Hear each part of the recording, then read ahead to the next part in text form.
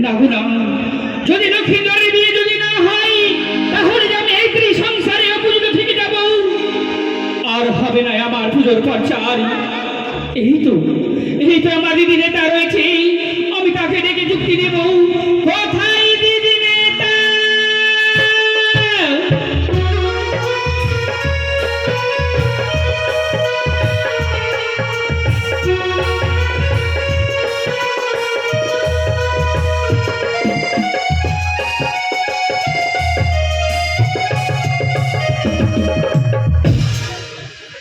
প্রণাম হয় তব তরুণী দিদি গো।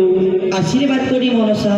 ও দিদি, মনে হয় আমি এই সংসারে অপূজিত থেকে যাব দিদি গো। না, আর আমার পুজো হবে না দিদি। মনসা, তাই দিদি গো, ও নেতা সরগর যে কঠিন প্রতিজ্ঞা করে গেছি, বলে গেছে আমার পুত্র লক্ষ্মীধরের বিয়ে দেব না। যদি লক্ষ্মীধরের বিয়ে যদি না হয় তাহলে আমি এই সংসারে অপূজিত থেকে যাব। জানো মনসা, বল দিদি। যত পর্যন্ত চারপুত্র লক্ষ্মীন্দর কি তুমি কলঙ্ক না করবে তাহলে মর্তধামে তোমার পুজো প্রচার হবে না, তুমি বিশ্ব পূজিত হতে পারবি না। সত্যি বলেছো দিদি। ও দিদি, বলে আমাকে কি করতে হবে? জানো, তুমি ছুটে যাও, চারপুত্র লক্ষ্মীন্দরের স্বপ্ন জানিয়ে পাঠাবি দিগ্গি সরোবরে।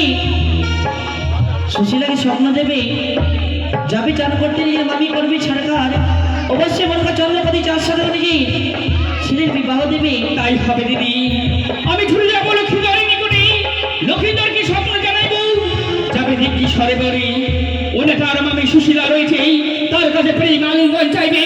সত্যি তার পুত্র লক্ষ্মীধরের অঙ্গে যদি লাল ছোঁয়া লাগে, সাজ সাগর তার বিয়ে দেবে। বেশ, ছুটে চলে যাই আমি লক্ষ্মীধরের নিকটে। তাই হয় মনসা।